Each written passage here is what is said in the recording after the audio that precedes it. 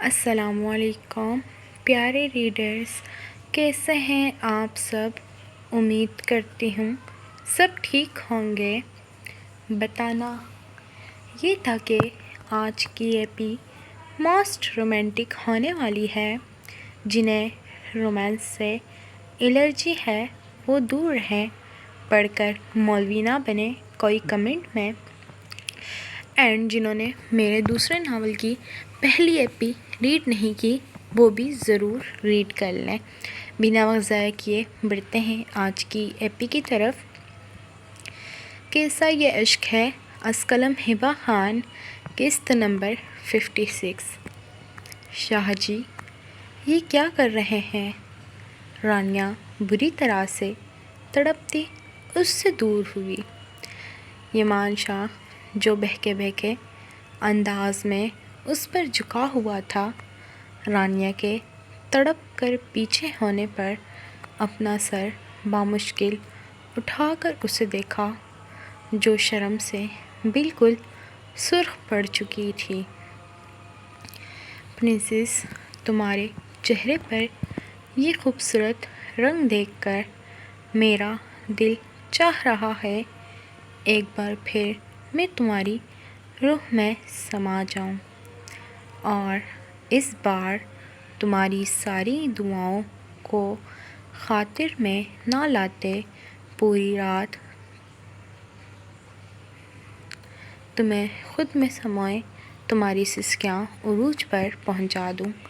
یمان شاہ اس کے لال ٹماٹر سرخ چہرے کی طرف دیکھتا گمبھیر لہجے میں بولا۔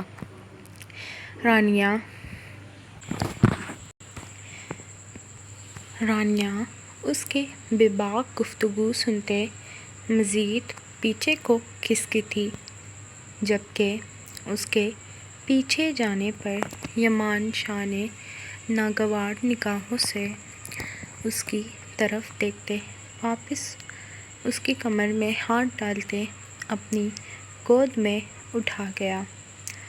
اب منظر کچھ ایسا تھا، رانیہ کی دونوں ٹانگیں یمان شاہ کی پشت پر لپٹی ہوئی تھیں اور یمان شاہ اسے ڈریسنگ ٹیبل پر لے جا کر بٹھا گیا۔ اپنی پوزیشن دیکھتے رانیہ کی آنکھیں خطرناک حد تک پھیلی تھیں اور گال ایسے ہو گئے تھے جیسے کسی نے اس پر سرخ لالی بھر بھر کر لگا دی ہو۔ شاہ جی، اس کے آگے رانیہ کچھ کہتی، یمان شاہ اس کے دونوں لبوں کا پاؤٹ بنا کے اسے اپنے لبوں میں لیتے شدت سے چوسنے لگا۔ رانیہ کا ایک ہاتھ یمان شاہ کے بالوں میں چل رہا تھا، جبکہ دوسرا ہاتھ اس کے کمر کے گرد لپٹا ہوا تھا۔ وہ اسے سختی سے اور خود میں بھینچ رہی تھی۔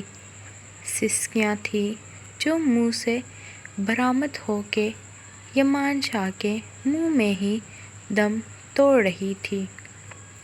اس کی دھڑکنوں کو اپنی دھڑکنوں کے ساتھ سہلاتے یمان شاہ اس کے وجود میں اسپارک پیدا کر گیا، جس پر رانیہ بھی اپنے دانت اس کے لبوں پر گاڑ گئی۔ رانیہ اس حرکت پر یمان شاہ کے لبوں پر مبہم سی مسکراہٹ رینگی تھی۔ 10 منٹ اپنی سانسیں اس میں انڈیلتے یمان شاہ نے لبوں کو آزادی بخشی تھی۔ رانیہ گہرے گہرے سانس لیتی اس کی گردن میں چہرہ چھپا گئی۔ سانسیں بری طرح سے بکھر گئی تھیں۔ دونوں کے لبوں پر خون جیسے ایک جگہ سمٹ آیا تھا۔ رانیہ کے گہرے گہرے سانس لینے کے باعث اس کے چھوٹے چھوٹے بال یمان شاہ کو ایک الگ ہی نظارہ پیش کر رہے تھے۔ ایک ہی جست میں اپنے ہاتھوں کو رانیہ کی پشت پر لے جاتے اس کی زپ کھول گیا۔ کھلی شرٹ سرک کر کندھوں پر آئی تھی۔ رانیہ کے منہ سے برآمد ہونے والی سسکیاں یمان شاہ کو مزید بہکا رہی تھیں اور وہ بہک رہا تھا۔ اسے کمر سے تھامے وہ ایک بار پھر اپنے قریب کرتا اس کی گہرائیوں کے ساتھ اپنا آپ مس کیا تھا، جس پر رانیہ کا پورا وجود ہچکولے کھانے لگا۔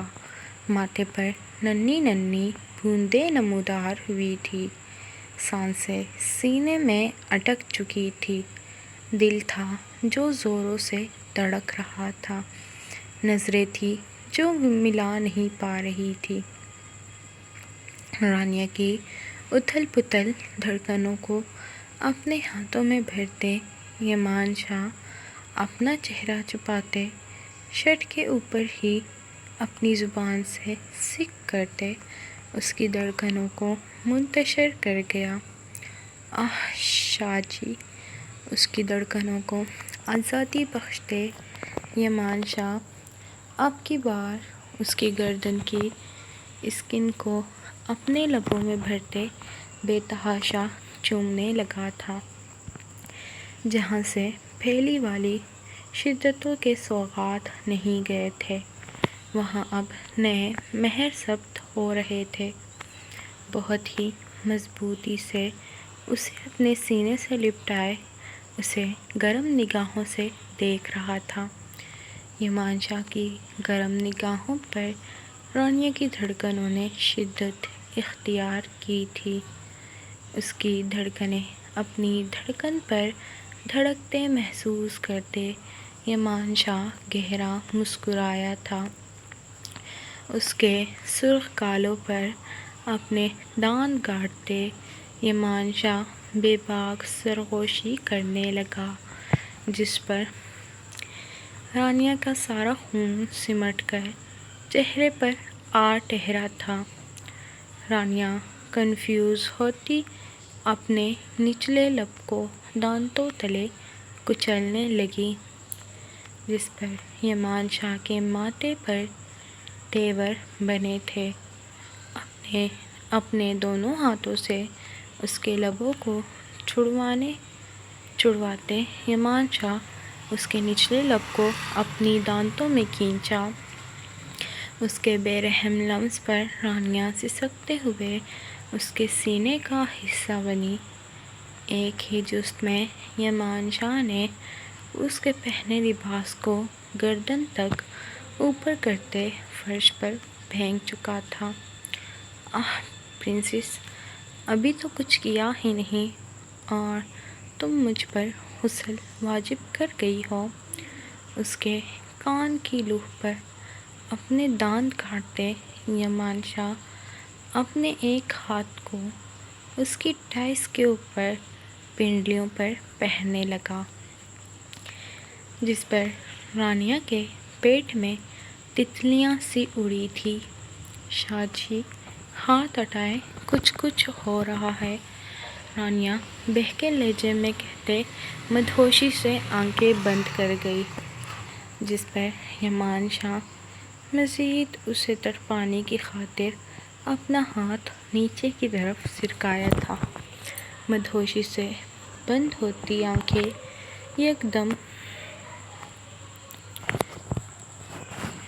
یکدم کھلی تھیں، لیکن آنکھوں کے ڈیلے مدہوشی میں اوپر جانے کو بے تاب تھے۔ شاہ جی یہاں نہیں، رانیہ تڑپتے اپنا ہاتھ اس کے ہاتھوں پر رکھتے التجائی انداز میں بولی، لیکن یمان شاہ اس کی التجاؤں کو خاطر میں نہ لاتے اپنی گود میں اٹھاتے اسے آخری پردے سے بھی آزاد کر گیا، ساتھ ساتھ اپنی شرٹ اتارتے فرش پر پھینک گیا۔ اس کی دھڑکنوں کو دیکھتے یمان شاہ کی آنکھوں میں خمار اترا تھا، جو اب ہر پردے سے آزاد ہوتا ایک الگ ہی نظارہ پیش کر رہے تھے۔ میری پرنسس بلاش با، تم بہت حسین ہو، میں تمہاری جھلک دیکھنے کو بےتاب ہوں، دل چاہتا ہے تمہاری برہنہ خوبصورتی نگل جاؤں، اپنے سارے جذبے تم پر نچھاور کر دوں۔ اپنی ایک انگلی اس کی دھڑکنوں کے درمیان اوپر سے نیچے تک کرتا یمان شاہ گمبھیر لہجے میں سروشی نما آواز میں بولا، آنکھوں میں تڑپ صاف واضح تھی، شاہ جی مزید مت تڑپائیں۔ اپنی خشک لبوں پر زبان پھیرتے اب کی بار رانیہ سسکی تھی۔ یمان شاہ اس کی التجاؤں کو خاطر میں لاتے اپنے آپ کو بھی ہر پردے سے آزاد کرتے اس کی ٹانگیں اپنی پشت پر باندھے مکمل اندر تک اس کی گہرائیوں میں اترا تھا۔ رانیہ کے ہچکولے کھاتے وجود کو سکون ملا تھا، وہ سکون سے اب اپنے دونوں ہاتھ اس کی گردن کے گرد حائل کرتی اب اپنی اور یمان شاہ کی بے چینی مٹانے لگی۔ اف اللہ میرو، تھکا دیا تم نے تو مجھے اپنے بندے کو خوش کرنے کے چکروں میں، ماہم نڈھال سی بیڈ پر لیٹے بولی۔ وہ کب سے میرل کا کمرہ ڈیکوریٹ کر رہی تھی جیسے شادی کی رات دلہن کا کیا جاتا ہے، اور لگ بھی ایسا رہا تھا جیسے برتھ ڈے نہیں گولڈن نائٹ سیلیبریٹ ہونے والی ہے۔ دیکھو بیٹا، میری بات مانو، آ بیل مجھے مار والا کام نہ کرو۔ یہ جو تم لش پش تیار ہو کر لال ساڑی پہنے ہوئی ہو، تمہیں دیکھ کر میرا بھائی بہک جائے گا، اور پھر ہر مردوں کا ایک ہی مقصد ہوتا ہے، چیپ چپاک ڈم ڈم۔ ماہم اپنی بات پر خود ہی قہقہہ لگا اٹھی، جبکہ میرل بے حد سرخ ہوئی تھی۔ وہ تو بس فہد کو سرپرائز کرنا چاہتی تھی۔ ماہم چپ کرو، میرل نے گھور کر اسے چپ کرانا چاہا، جس نے بڑی سی چھوٹی چیز کا خیال رکھ کر اس کا روم سجانے میں مدد کی تھی۔ اور اب روم کا منظر کچھ یوں تھا، پورے روم میں گلاب کی پتیاں بکھری ہوئی تھیں، دیواروں پر غبارے لگے ہوئے تھے، اور ٹیبل پر ایک چاکلیٹ سے بنا کیک پڑا ہوا تھا جس پر خوبصورت طریقے سے ہیپی برتھ ڈے حبی جان لکھا ہوا تھا۔ چلو اب میں چلی اپنے بندے کے پاس کمرے میں، تم سرخ ہوتی رہو، اور رات کو موبائل کا کیمرہ آن کرنا، میں بھی دیکھوں فہد میری اتنی محنت کو دیکھ کر تمہارا شکریہ ادا کیسے کرتا ہے۔ نہایت ہی ڈٹائی سے کہتے ماہم ایک آنکھ ونک کر گئی۔ تمہاری تو۔ اس سے پہلے میرل بیڈ پر پڑا کشن اٹھا کر اسے مارتی ماہم کمرے سے 9:02:11 ہو چکی تھی۔ ماہم اپنے کھلے بال جوڑے میں قید کرتے ڈریسنگ ٹیبل کی طرف بڑھتی تاکہ اپنی تیاری کو مکمل ایک نظر دیکھ لے۔ بیٹا تم جاؤ اپنے کمرے میں، پچھلے 2 دن سے میرے پاس ہو، میرل بیٹی انتظار کر رہی ہوگی۔ میرا سچ میں دل نہیں کر رہا آپ دونوں کو چھوڑ کر جانے کا۔ فہد جھڑیوں زدہ ہاتھوں پر ایک بار پھر اپنے لب رکھ کر بے تحاشا چومنے لگا تھا۔ رات کے 12 بج رہے تھے، لیکن اریبہ اور فہد ابھی بھی تارا کے پاس بیٹھے نہ جانے کون کون سی باتیں کر رہے تھے۔ بچھڑے رشتے یکدم اچانک سے ملے تھے۔ تینوں میں سے کسی کا دل نہیں بھر رہا تھا، جبکہ ریحام خان 2 سے 3 بار بے چینی سے اپنی خانم کو دیکھنے تارا کے کمرے میں آ چکا تھا، اور ماہم تو میرل کے ساتھ فہد کے لیے روم ڈیکوریٹ کر رہی تھی۔ وہ اتنے مشکلات کے بعد فہد کی برتھ ڈے یادگار بنانا چاہتی تھی، بے حد یادگار۔ فہد کو اس کی ماں مل گئی تھی، اور ماں کا درجہ کیا ہوتا ہے اس بات سے ہر کوئی واقف ہے۔ یہی حال فہد کا تھا۔ اس کا دل 2 جگہوں پر اٹکا تھا، نہ اس کا دل تارا اور اریبہ کو چھوڑ کر جانے کے لیے مان رہا تھا، نہ ہی اس کا دل میرل کے خیالوں کو جھٹک رہا تھا۔ بے چینی سے اپنی میرو کی خواہش ہو رہی تھی، اپنے آریان کی۔ تم دونوں اپنے اپنے کمرے میں جاؤ، ہم پھر صبح بات کریں گے۔ تارا ادھیڑ عمر خاتون تھی۔ وہ جانتی تھی ایک کا شوہر تو دوسرے کی بیوی اس کے لیے بے چین ہوگی، جیسے اس کا خان اس کے لیے بے چین ہوا کرتا تھا۔ ثاقب خان کو یاد کرتے ایک بار پھر اس کی آنکھوں میں نمی تیری تھی، جسے وہ بڑی مہارت سے چھپا گئی تھی۔ اریبہ اور فہد بھی ہاں میں سر ہلاتے اپنے کمروں کی طرف چل دیے تھے۔ ریحام خان اور اریبہ کو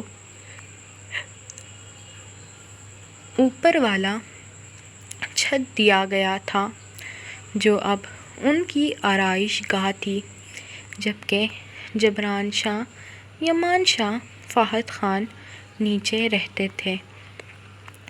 پریشے تو سمرین کو دیکھتے ہی خوشی سے پھولیں نہیں سما پا رہی تھی۔ اتنے کم وقت میں اس کی بہت اچھی دوستی ہو چکی تھی، اور ابھی بھی وہ رات کا کھانا کھاتے سیدھا اوپر سمرین کے روم میں بھاگی تھی۔ کمرے کا دروازہ کھولتے وہ اندر داخل ہوا، لیکن اندھیرے نے فہد کا استقبال کیا تھا۔ میرل دروازہ کھلنے کی آواز پر جھٹ سے الرٹ ہوتے دروازے کے پیچھے کھڑی ہو گئی۔ فہد کمرے میں گھپ اندھیرا دیکھتے پریشان ہوا تھا۔ وہ سمجھا شاید میرو اس سے ناراض ہو گئی ہوگی۔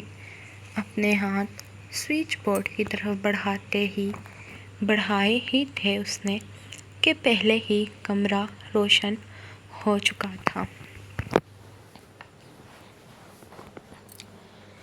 Happy birthday to you حبی جان۔ میرل جھٹ سے اس کے سینے میں آ سمائی تھی، اور واقعی فہد سرپرائز ہوا تھا۔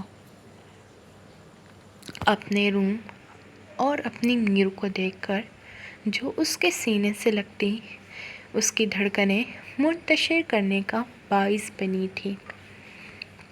Happy birthday Fahad, love you so much. پنجوں کے بل تھوڑا سا اونچا ہوتی میرل اس کے دونوں گالوں پر لب رکھتے وش کرنے لگی۔ وش بھی ایسا تھا جان لیوا۔ فہد کی تو جیسے لبوں پر کسی نے ایلفی گرا کر بند کر دی تھی۔ وہ ہکا بکا آنکھیں بند اور کھولتا میرو کو دیکھنے لگا جیسے یہ ایک خواب ہو۔ پھر تاریخ یاد کی۔ آج اس کی برتھ ڈے تھی۔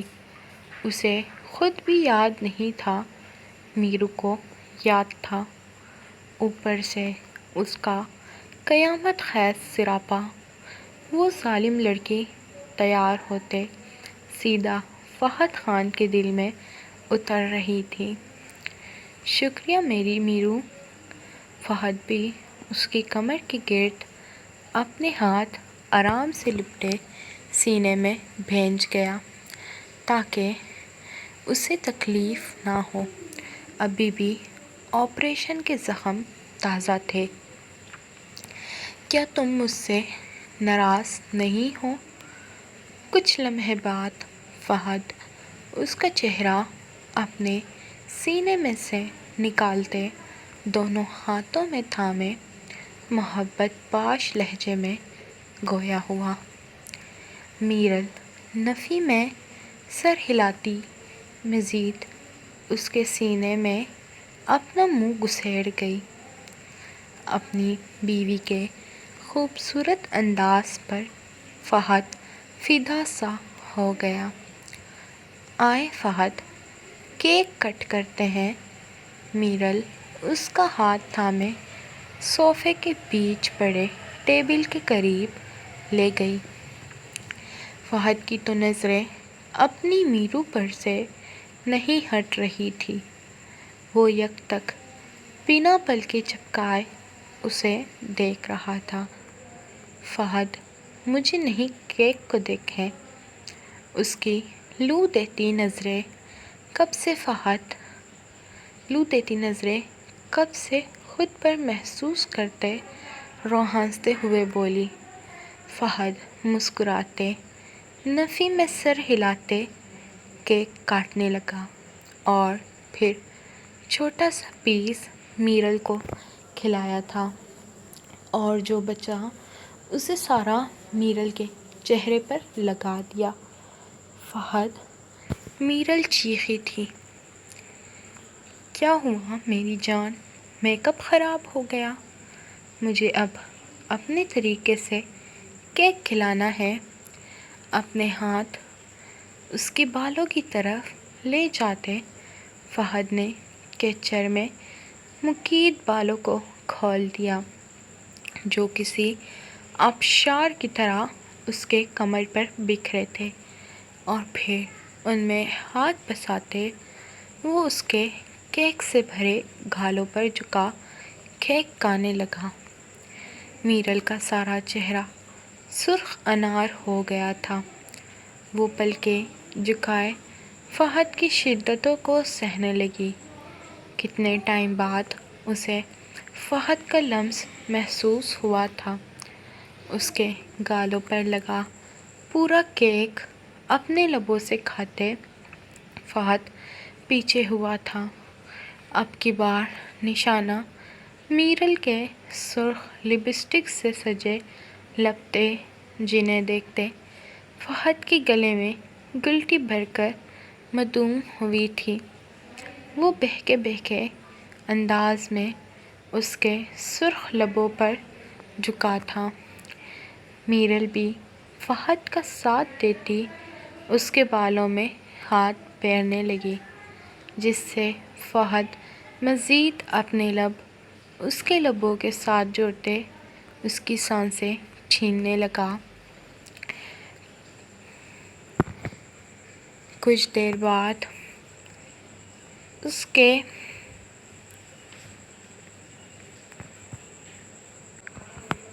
آزادی بخشتے فہد اب اس کی گردن کی طرف بڑھا۔